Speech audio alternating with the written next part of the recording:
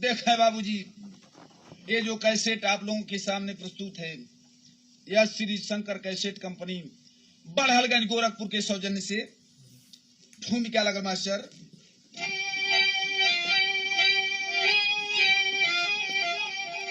कि सदा होली हो करीब के रहती जहां में,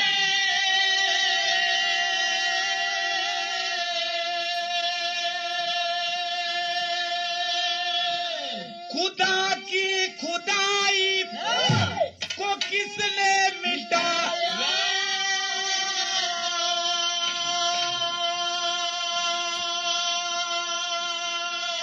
तोराई को पर्वत, अरे पर्वत को राई,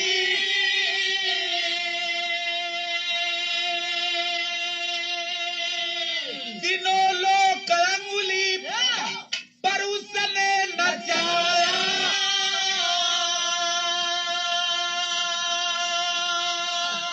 के पावन पवित्र गोरखपुर की धरती,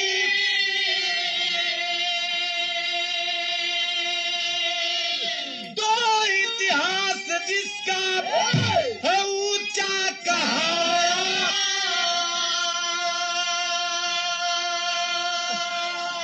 तो श्री प्रकाश शुक्ला जन्म तहाँ ले करी,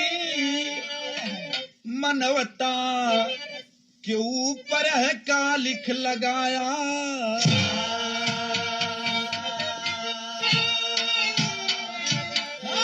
ए बाबू, लिखा गया श्री प्रकाश शुक्ला जन्म तहाँ लेकर मानवता के ऊपर है का लिख लगाया। एक लाइन यहाँ तर्ज लगल मास्टर कव्वाली का, कौन?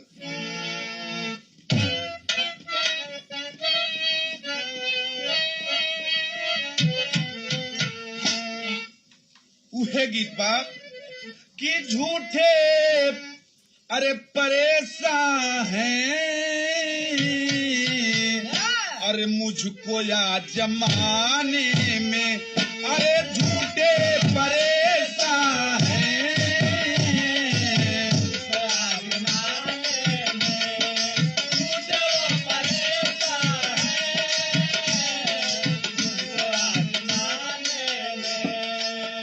विरहा में कितनी अच्छी लाइन कवि जी लिखलन, लिखल गया। अरे श्री प्रकाश, अब श्री प्रकाश शुक्ला की अरे गजब कहानी है,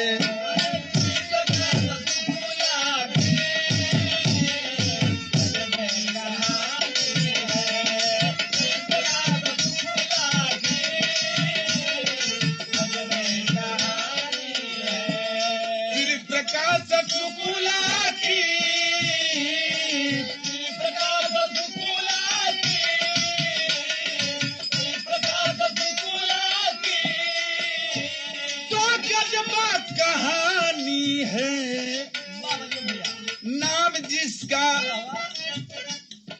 नाम जिसका सुनते ही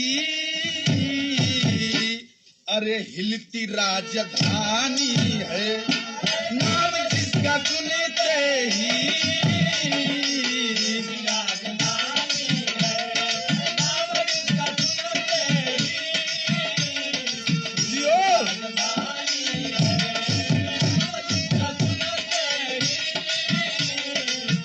राजधानी है। देखें बाबू, श्री प्रकाश शुक्ला के जीवन परिचय बा, कैसे मास्टर?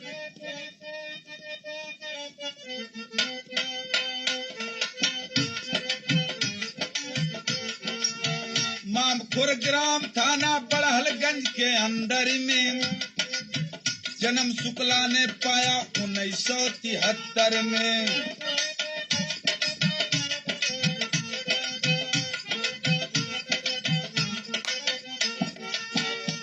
श्री राम समुझ पेशे से ठेकेदार रहे, रहते दाऊदपुर में जिनके पुत्र 4 रहे।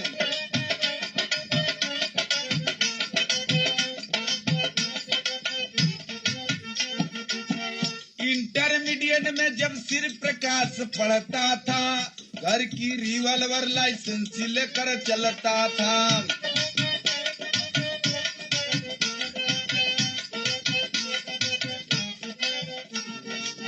मन बड़ बचपन में था, गोल गोलैती जारी की, या पहली हत्या उसने राकेश तिवारी की।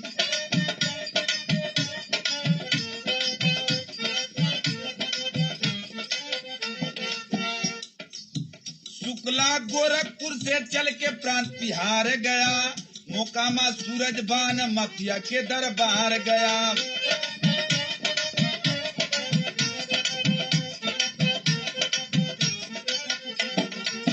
गॉडफादर पाया शुक्ला अपने विचारों का,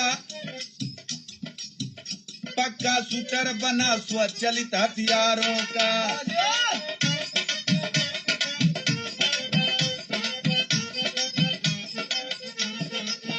जिसने सूरजभान से जाके मिलाया दिया, उन्हीं को शुक्ला अब गोली से उड़ा दिया।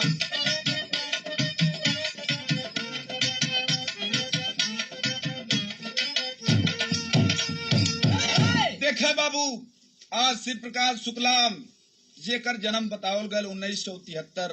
पिता का नाम राम समुद्र शुक्ला। 4 संतान थे बाबू। 4 संतान में शिव प्रकाश शुक्ला छोट हूँ। आज इंटरमीडिएट में जब शिव प्रकाश पढ़त रहन, वही समय घर का रिवॉल्वर लाइसेंसी जो रल साथ में लेके उ चले, गोल गोलैती करें। वही समय राकेश तिवारी के पहली हत्या शिव प्रकाश शुक्ला कैलन। ओकरी बाद देखे मेरे बाबू, आज अपने दिल में ठान लिया कि मैं दाऊद इब्राहिम जैसा बनूंगा। बिहार प्रांत के रहने वाले मोकामा की सूरजभान के यहाँ पहुंचे। आज पहुंचे हैं, 3 साथी लेकर गए। 3 साथी जो लेकर गए थे उनको जान से शिव प्रकाश शुक्ला मार दिया। क्यों मारा? लिखा गया तर्ज मास्टर।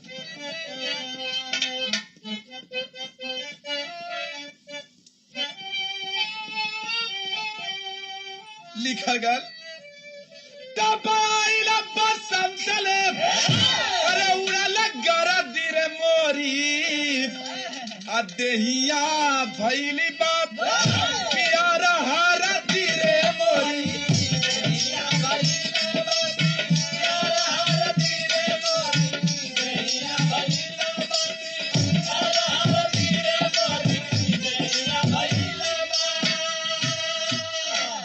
कौन कौन साथी लिया के चलन? लिखे के पड़ल। कमला सिंह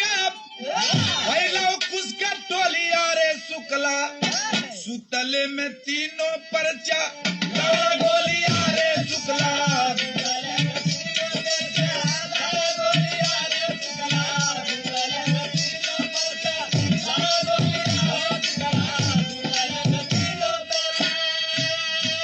लिखे के पड़ल। आज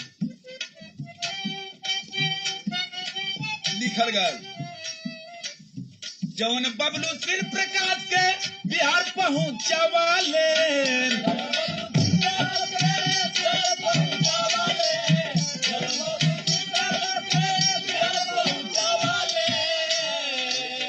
माफिया सूरजभान सिंह से परिचय कराऊले रे।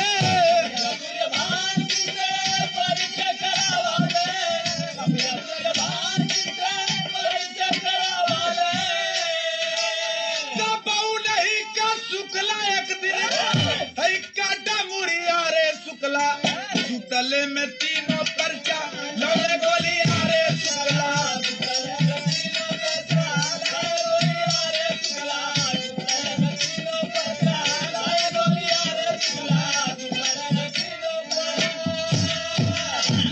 काहे तीनों साथी के मरल? शिव प्रकाश शुक्ला लिखे के पड़ल। मारा तीनों साथियों को सूरजभान से बताई के, आपके खिलाफ बात करते हैं जाएंगे।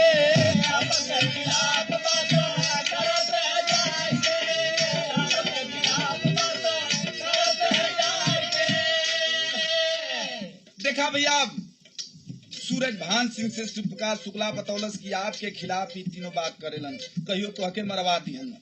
तो सूरजभान सिंह सुन के एक ठे बात कलन, क्या कलन? तब बोला सूर्यभान बंद कर दो भाई तीनों का बोलिया रे शुक्ला, सुतले में तीनों पर्चा लोने बोलिया रे शुक्ला।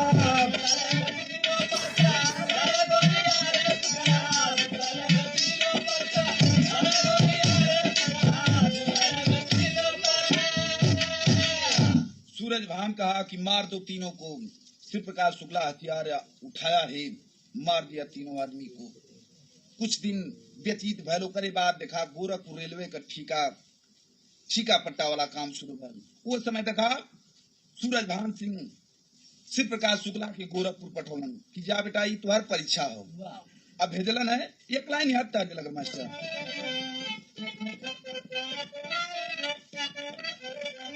अरे हाय राम कि हरि मोर अरे कुंवरा कन्हैया, अरे हरि मोर कुंवरा कन्हैया हो बोलावेलन बसुरिया बजाई के।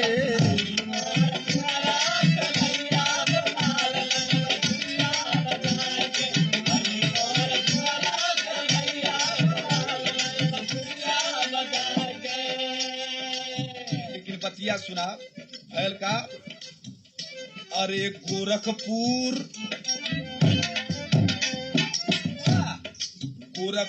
रेलवे कथी का पहला सूरजभान के खबरिया।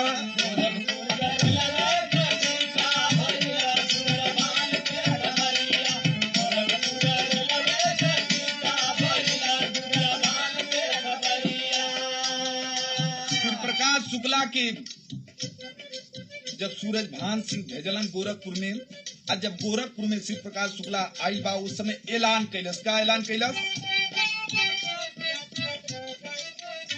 अरे शिव प्रकाश ऐलान किया गोरखपुर के अंदर,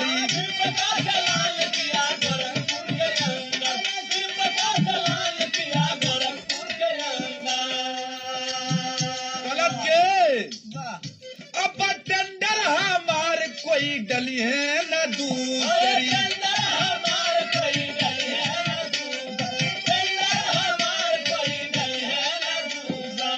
ऐलान किया कि हमारे अलावा दूसरा कोई आदमी ठिका नहीं ले सकता है, जो लेगा जे करे ना ही मोह जिंदगी का पहला सूरजभान के खबरिया।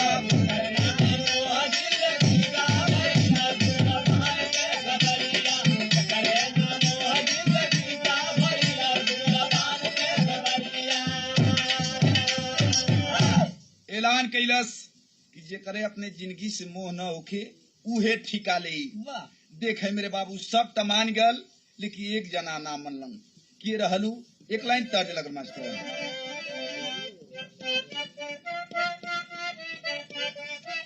उहे गीत बाप, अरे काली तेरी चोटी है परंदा तेरा लाली,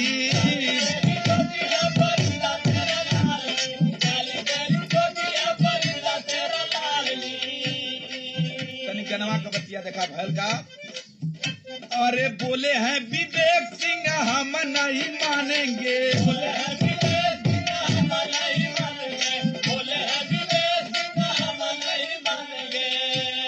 ठिका लेने खातिर टेंडर अपना हम डालेंगे,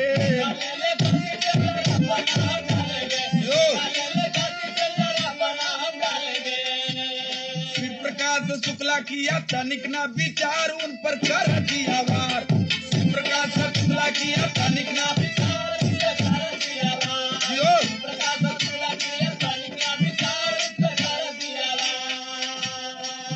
विवेक सिंह कलन के रे 4 दिन का लड़का आई हमके समझाई का कैलन, कला हम ठीका ले।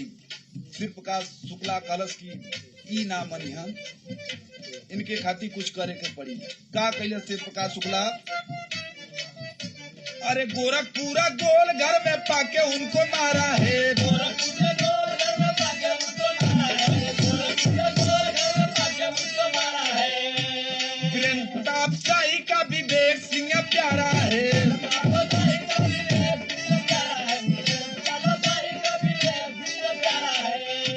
अरे शुक्ला पर शाही करवाए एफआईआर उन पर कर दिया वार।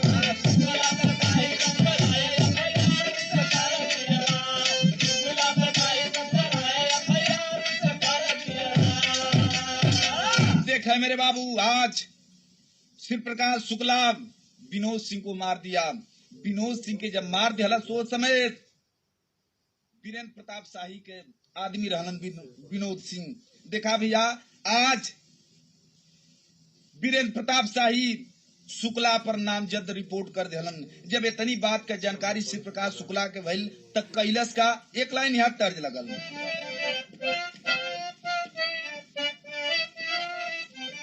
उहे गीत बाप, अरे कही दा भाऊजी भैया जी से, अरे कही दा भाऊजी भैया जी से, कही देते गवाना वारा।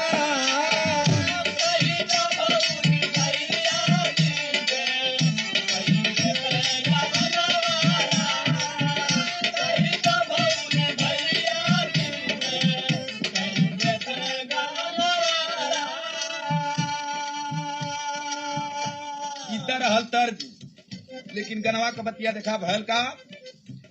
श्री प्रकाश शुक्ला सोचे बाट मुश्किल का मारा।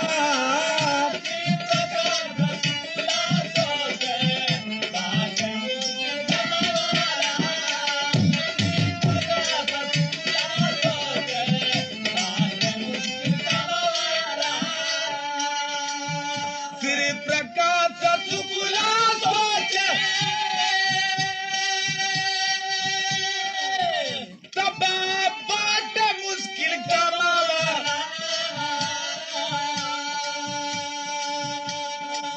शाही जी के रहते नाही, शाही जी के रहते नाही, बची है पराना वाला।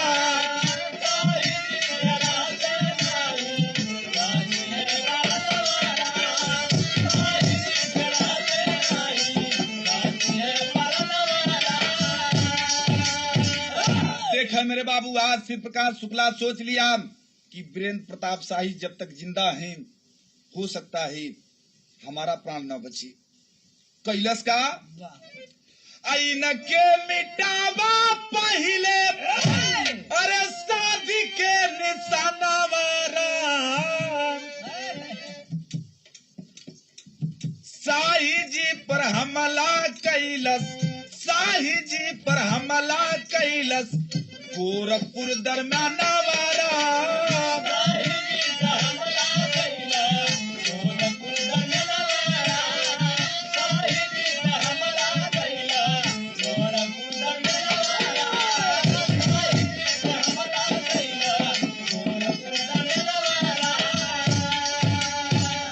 देखा मेरे बाबू, आज वीरेंद्र प्रताप शाही पर शिव प्रकाश शुक्ला हमला किया, लेकिन भयल का अब बचल प्राण घायल शाही, यही सर विधि के विधानावारा।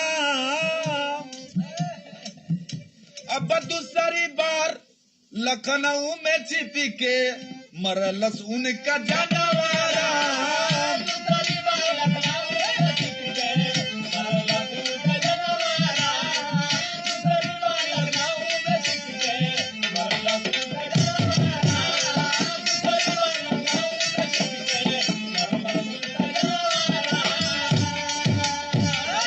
देखें बाबू, शिव प्रकाश शुक्ला दूसरी बार हमला किया लखनऊ में और वीरेंद्र प्रताप शाही को जान से मार दिया।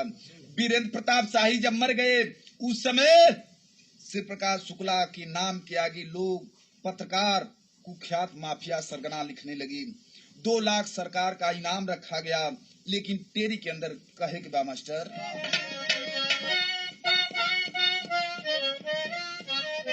कि अरे मोरे राम सितारा चमका थोड़े दिनवा, कि आया तंक प्रांत में श्री प्रकाश खुखारा। सितारा चमका थोड़े दिनवा,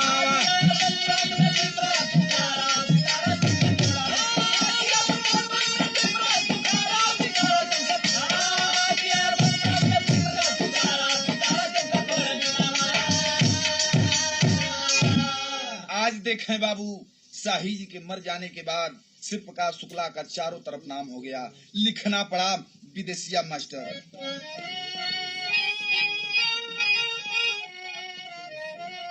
शाही के मराता शुक्ला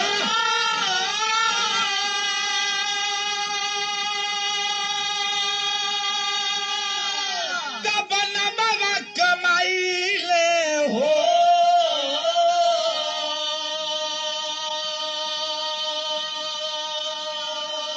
अब यूपिया बिहारी के हिलवाले हो मिता,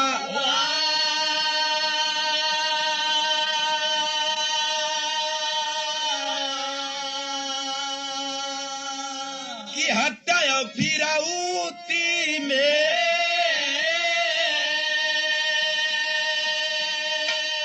तब नमवा बढ़ता गईले,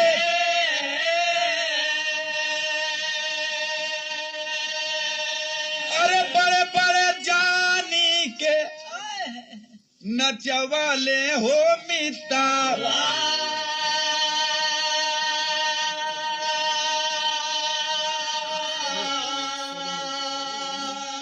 मारे ठेकेदार आउरी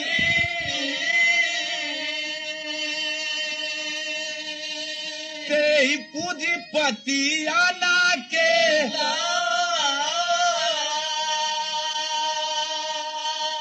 अब रुपया पमानावा बढ़वाले हो मिता,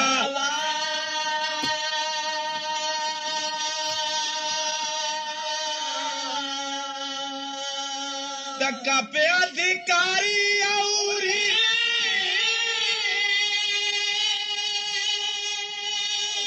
तब पुलिस परेशाना भइले,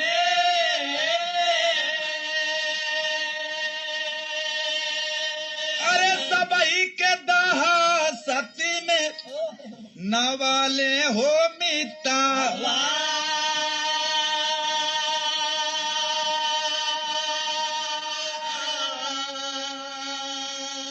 आज देखें बाबू, शिव प्रकाश शुक्ला का चारों तरफ आतंक कायम हो गया। बताया गया कि 4 प्रदेश में उसका बहुत जोर शोर से आतंक था। कहना बा मास्टर एक ठे और काम कैले शिव प्रकाश शुक्ला का मास्टर,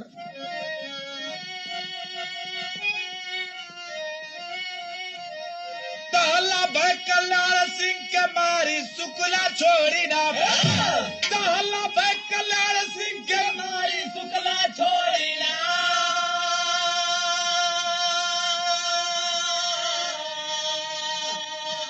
अच्छा करोड़ की लिया है सुपारी शुक्ला छोड़ी ना,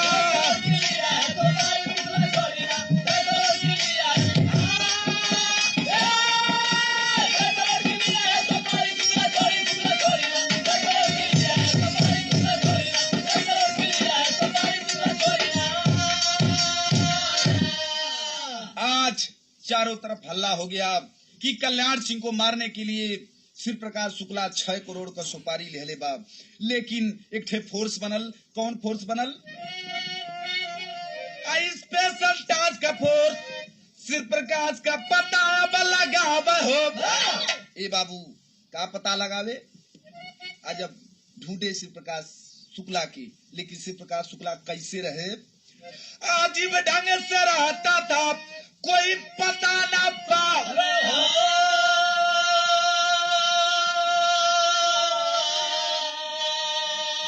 ताकू ख्यात पर गया था, खूब खिलाड़ी शुक्ला छोड़ी ना,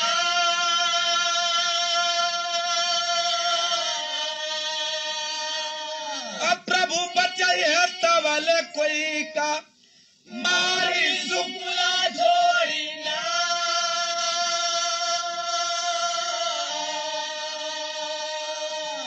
ए बाबू स्पेशल टास्क फोर्स दिन रात शिव प्रकाश के खोजे में लगल रहे, लेकिन देखें आज जी टीवी पर एक कार्यक्रम आयल। कौन कार्यक्रम आयल? आज जी टीवी पर 15 सितंबर को एक सीरियल आया हो,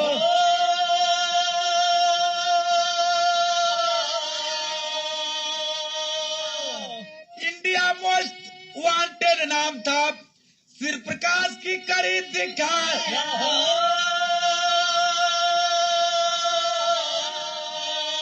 बतलाया सिर प्रकाश की होशियारी शुक्ला छोड़ना, सिरोकार की करता है सवारी शुक्ला छोड़ना।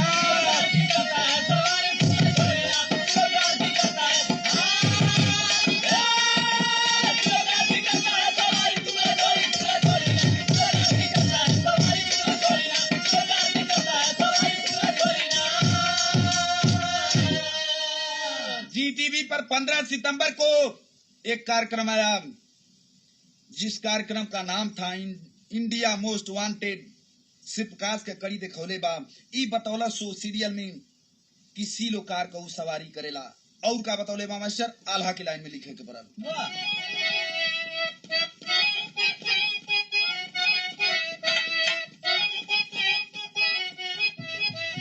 तब नीले रंग की कार देखा सीरियल में भैया,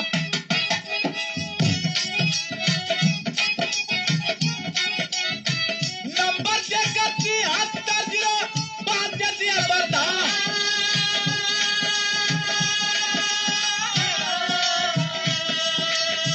सुहेल अहमद इलियासी का दिहाला खबरिया बाबू,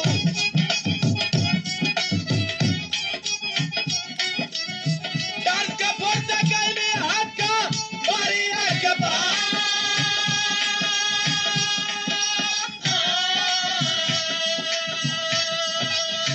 डीआईजी तक गोरखपुर से विक्रम जी बतवले भैया,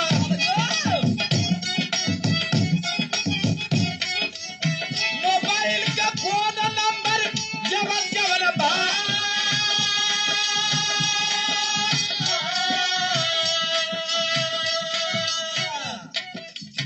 कैले मुकबीरी हो भी जैसा सिंह देकर भैया,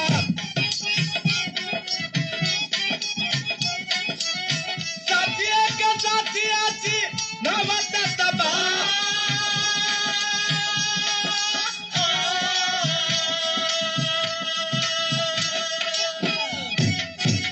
देखे मेरे बाबू, आज उस सीरियल को चलाने वाला सुहेल अहमद इलियासी थे। नंबर बताए उस गाड़ी का, नीले रंग की गाड़ी है, जिसका नंबर बताए 7305। टास्क फोर्स के जवान जब इतने भेद को पाए हैं, डीआईजी गोरखपुर से विक्रम सिंह जी उसके मोबाइल का फोन नंबर बता दिए। आज सिर्फ प्रकाश शुक्ला का मुखबिरी कैलन ब्रिजेश सिंह, सिर्फ प्रकाश शुक्ला का दोस्त ब्रिजेश सिंह मुखबिरी कैलन है। बतौलन की 21 सितंबर की उराची जाए वाला बाब, आज 21 सितंबर की इंदिरा हवाई अड्डा पर चारों तरफ से पुलिस घेरले बाब, लेकिन सिर्फ प्रकाश शुक्ला वह दिन नायल हुन। जब नायल हुन तब देखा भैल का कहिया चलन मास्टर। तब 22 सितंबर 98 वाला दिन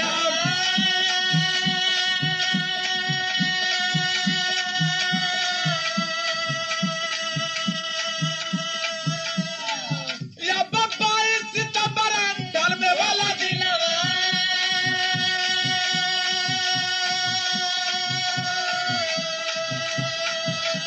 गाजियाबाद के जमीला हूँ के पाया,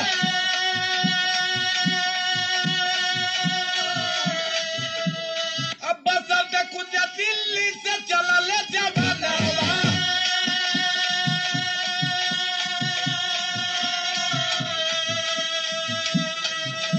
टास्क फोर्स गईली खबरिया के पाया,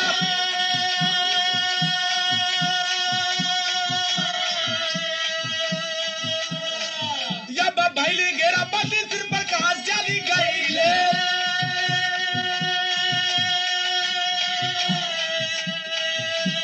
पुलिस के घेरे में गईले हम घेरा,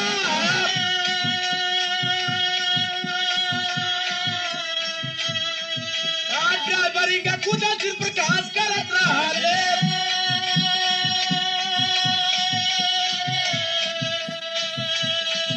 अरे गाड़ी जे कल्ला रे अब पेड़ा में जा,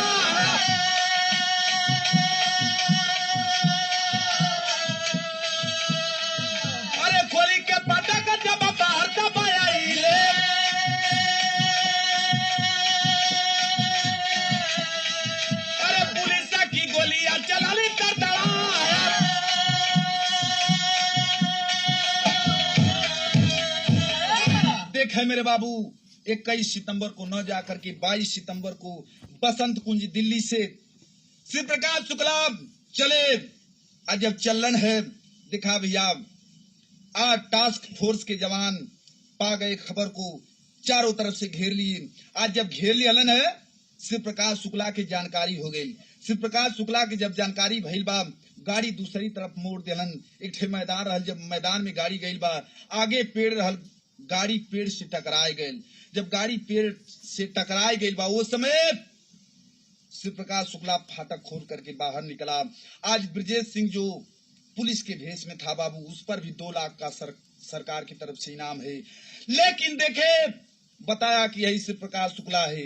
जब इतनी बात को सुने हैं टास्क फोर्स के जवान, तो कैलन है का मास्टर, गोली करा पाइन में रहली, श्री प्रकाश की दहिया में गईली समान।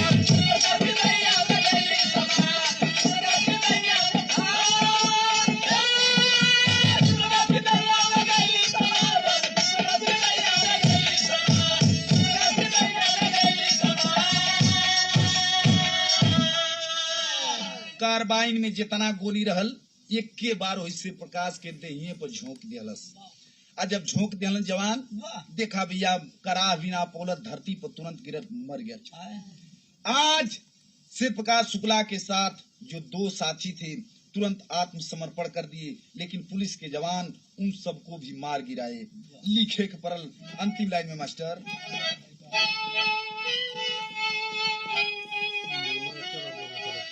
श्री प्रकाश के गाइले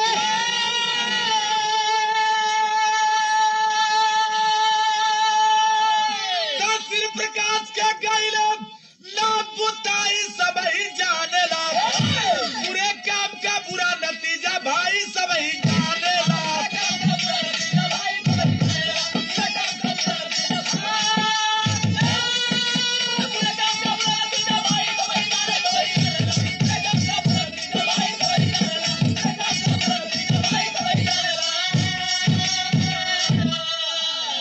बुरे काम का बुरा नतीजा भाई सब ही जानेला।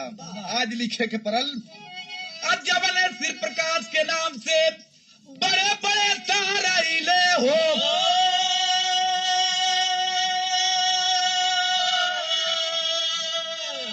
बिहार के लालू यादव कल्याण सिंह हिल गईले हो।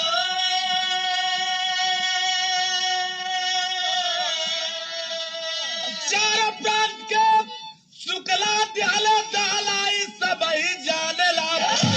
ए बाबू, बिहार के लालू यादव, उत्तर प्रदेश के मुख्यमंत्री कल्याण सिंह, सबका टंगरी कांपे श्री प्रकाश शुक्ला से। आज टास्क फोर्स के जवान खुशी मनावत हों। लिखे के परल, टास्क फोर्स के जवान सभी अब जय जयकार मनावले हो।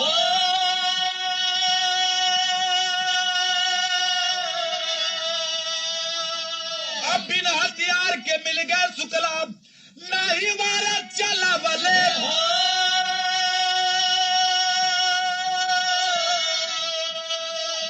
अरुण कुमार जिले नाम कमाई सब ही जाने ला, बुरे काम का बुरा नतीजा भाई सब ही जाने ला।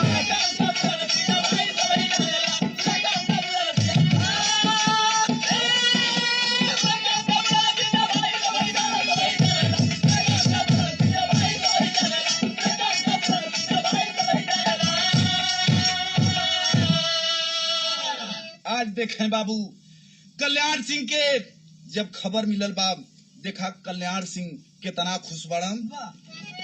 हाउस में मीटिंग के अंदर दिए खबर सब लाई हो।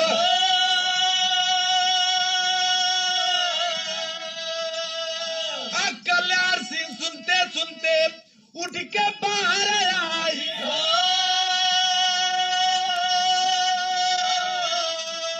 तुम्हारे खुशी में बटवाले मिठाई सब ही जाने ला। आज बाबूजी कल्याण सिंह मारे खुशी के, और कहा मिठाई बटल, अब बटल मिठाई गोरखपुर में खुशी का दीप जला वाले हो।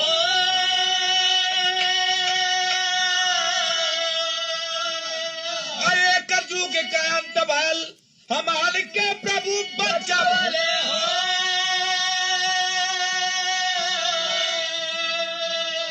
रक्षा तो किया गई बुराई सब ही जाने ला, बुरे काम का बुरा नतीजा भाई सब ही जान।